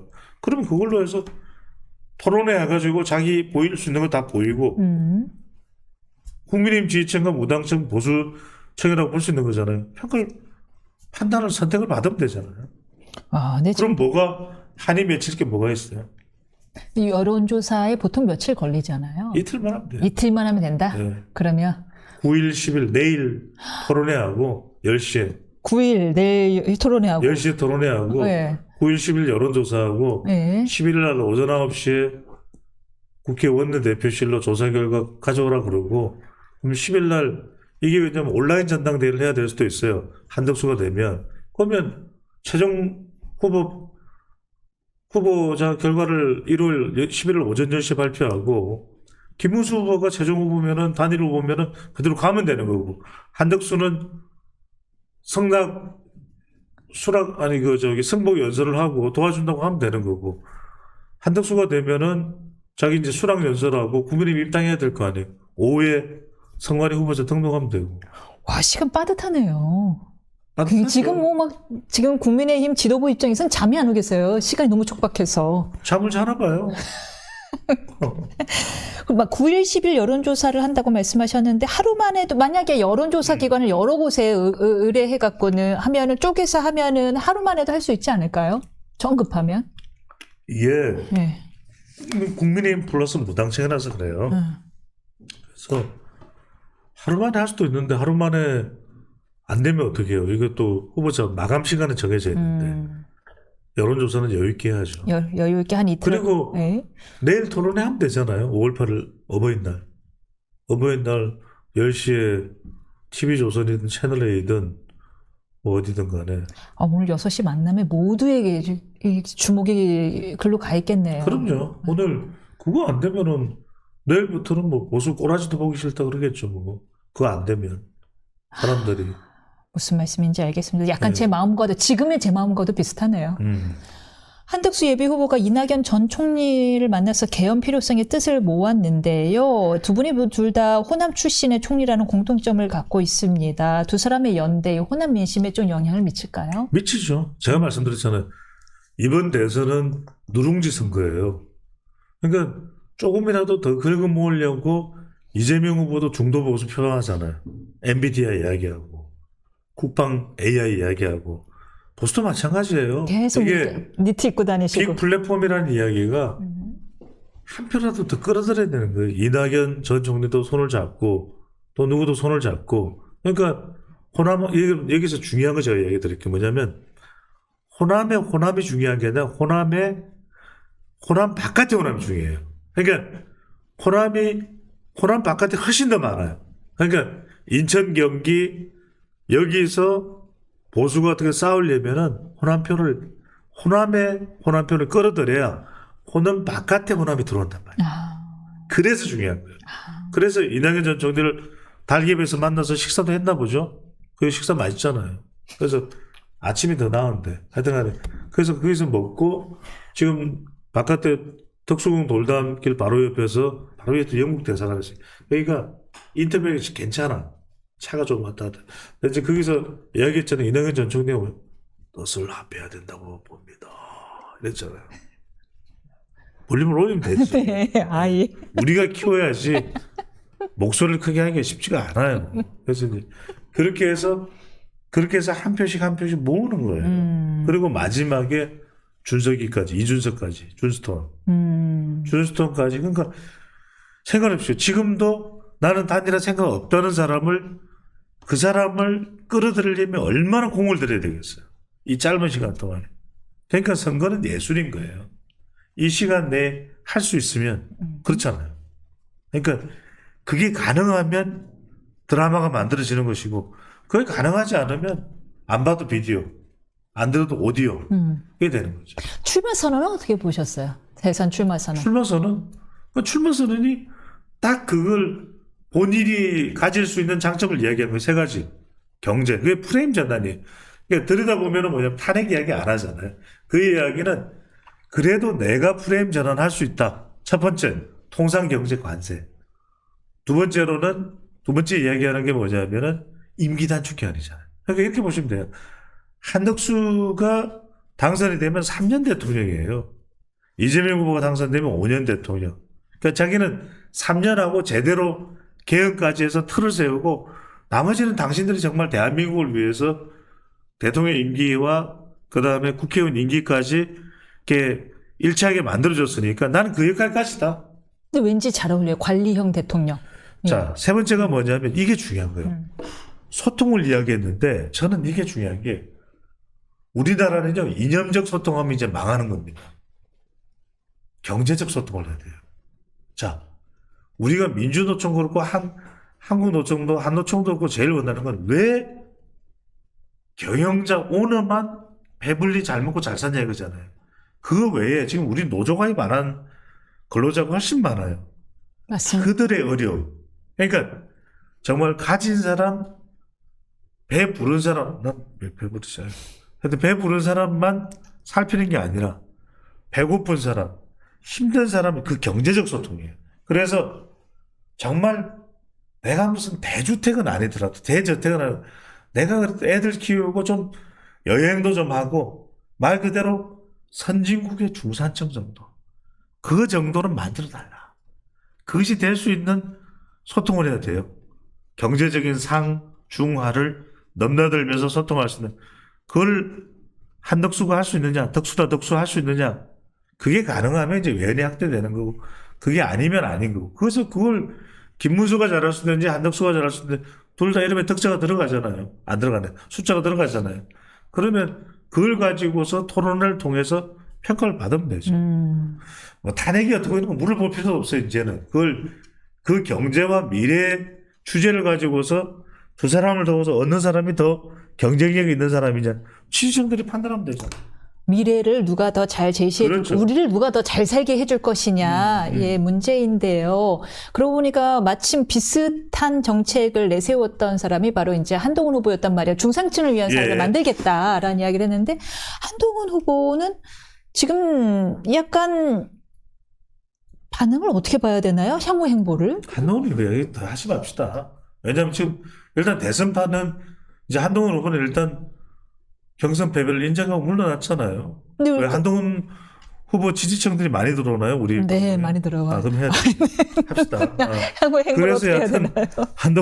한동훈 후보도 미래를 진짜 빨리 이야기를 해줘요. 그런 거 좀 빨리빨리 좀 이야기해 주세요. 그러니까 한동훈 후보 지지자분들이시군요. 네.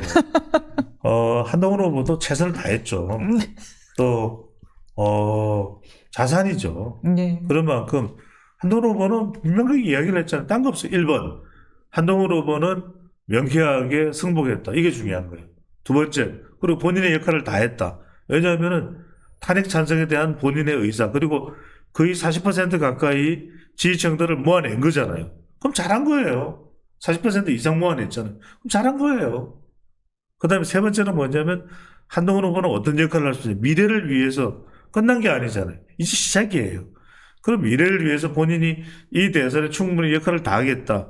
이걸 갖다가 이번 대선 국면에 보여줘야 되잖아요. 그러니까 누가 어떤 사람이 자기가 해야 될 도리를 다 하면 되는 거예요. 한동훈 후보는 최선을 다해서 사람들을 어떤 후보가 되든 누가 단일 후보가 되든 도와주는 물론 뭐 의견이 조금 불일치할 수도 있어요. 탄핵 찬성이냐 반대. 그럼에도 불구하고 그게 기준을 맞추는 것이 아니라 여하튼 이재명 후보가 아니라 국민의힘 보수 후보가 대통령이 돼야 된다. 거기에 한동훈 전 대표는 자기의 역할을 묵묵히 최선을 다하면 빛이 나는 거죠. 빨리 얘기를 해주셨어요. 향후 당대표 가능성이 있나요? 당원 가입을 유도하는데. 그거는 저는 좀 이렇게 봐요. 왜냐하면 그것이 한 전 대표에게는 필요한 일일까? 물론 주변에 도와줬던 사람들은 또 지지층들은 다 대표돼야죠. 이게 뭐 당이 꼴이 뭡니까? 그러면서 이야기를 계속 하겠죠. 그리고 더 한 전 대표를 자극하겠죠. 하시라. 해야 된다. 그런데 그게 한 전 대표에게는 최선의 선택일지, 그거는 우리가 대선 직후 방송에서, 대선 직후에도 계속 재출연하죠. 당연하죠. 당연하죠. 이게. 당연하죠. 그래서 그거는 제가, 직후에 말씀드릴게요. 대선 직후에 한동훈 전 대표가 해야 될 건 특집으로, 우리 지지층들이 많군요. 많아요? 지지층들이. 그럼요. 네. 그래서 제가 특집으로 제 시간이 전반적으로 좀 짧지만 지금도 그 짧은 시간에 제가 최대한 할애를 내서 한동훈 후보 특집으로 제가 정말 알뜰살뜰 알쓸범잡 형태로 여러분들에게 명쾌하게 설명드리겠습니다. 솔직히 말하면 우리 배 소장님의 시간이 절대적으로 제일 긴데 왜냐면 뒤에 다른 출연자가 없으니까 아, 우리 그래요? 배 소장님은 여전히 배가 고프신 모양입니다. 아, 네네. 알겠습니다. 이 홍전 시장 이야기도 잠깐 해볼까요? 예, 예. 홍전 시장이 많이 서운하셨나 봐요. 아, 서울에 미국으로 지금 갈 예정인 거예요. 그러니까 좀 지금 당이 이렇게 하면 안 되잖아요. 왜 온 사람들을 다 서운하게 하는 거예요? 제가 좀 아쉬워요. 예. 왜 서운하게 하냐고. 그러니까 저 같은 사람이 만약에 당에 있었다. 물론 저는 당에 있는 사람이 아니지만 그럼 저 같은 사람이 바로 그 날짜에 홍 전 대표를 홍 후보를 영웅으로 받들었어야죠. 아니 홍준표는 당에서 30년간 정말 어려운 길을 물론 돕고다 여러 가지 평가가 뒤따르죠. 모든 정치인들은 공과가 있어요. 공만 있는 사람도 없고 과만 있는 사람이 없어요. 그러면 그런 후보에 대해서 예우를 하고 다 경기가 끝났으니까 경기를 할 때는 막 치고받고 싸우죠. 레프트 컷, 뭐 라이터, 어퍼컷 그러지만 경기가 다 끝났다. 그러면 한동훈 전 대표도 선배님 제가 싫어서 그랬겠습니까? 토론의 정의를 아시지 않습니까? 이러면서 정말 선배님은 무공의 용사십니다. 제가 인정합니다. 인정국 뭐 이러면서 그죠? 약간 비슷한 취지 이야기를 했어요. 굉장히 매력 있는 분이시더라. 그럼요. 그럴 수 있고 너무 지적이 있다는 걸 진짜 좀 이야기를. 그래서 이제 그 다음에는 당에서도 홍 후보에 대해서 그만큼 예우를 하고 선대위원장으로서 역할을 해달라. 또 정치라는 게 언제 어떤 상황이 올지 모르잖아요. 내년 지방선거에 또 홍준표 전 대구시장의 힘을 필요로 할 수 있는 인생 몰라요. 인생 몰라요. 인생 누가 알아요? 모르죠. 그래서 그런 부분에 있어서 당이 좀 그래서 좀 아쉬운 게 그런 게 다 매뉴얼이 있어야 돼요. 그렇잖아요. 미국은 이렇게 해서 경선을 해도 상대방을 물론 뭐 트럼프는 워낙 예상 밖에서는 트럼프 이야기는 하지 말자고. 그럼 막 다들 미국은 립스틱이 아니라 뭐죠? 립서비스. 립스틱, 네, 립서비스를 하잖아요.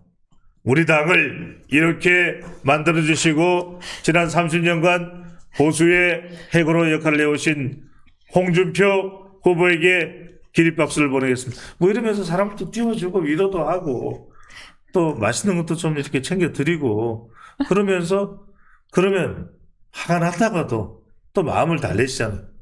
방자다! 그러면 또 좀 도와줬다가 떠났던 사람들 있잖아요. 배현진, 뭐, 또, 다 좀 누구, 그런 사람들도 아주 마음을 돌리시라. 이게 좀 또 서로 다독거리고, 인생 뭐 있습니까? 다 충신 아니면 간신이죠. 인생 그렇지 않습니까? 충신 아니면 간신이죠. 그래서 이제 그렇게 해서 서로 좀, 위로도 해드리고, 서로 지금 김문수 후보 이야기로 돌아가서, 김문수 후보도 지금 마음이 상한 거예요. 그쵸. 그래도 김문수 내가 후보가 됐습니다 하고 있는데 뭐 몇 시간 안 돼서 방 빼라 그러면 그럼요. 지금 방 뺀 거예요? 그 마이크 뺏은 거예요. 마이크를 마이크 뺀 거를 액션을 한 거 역시.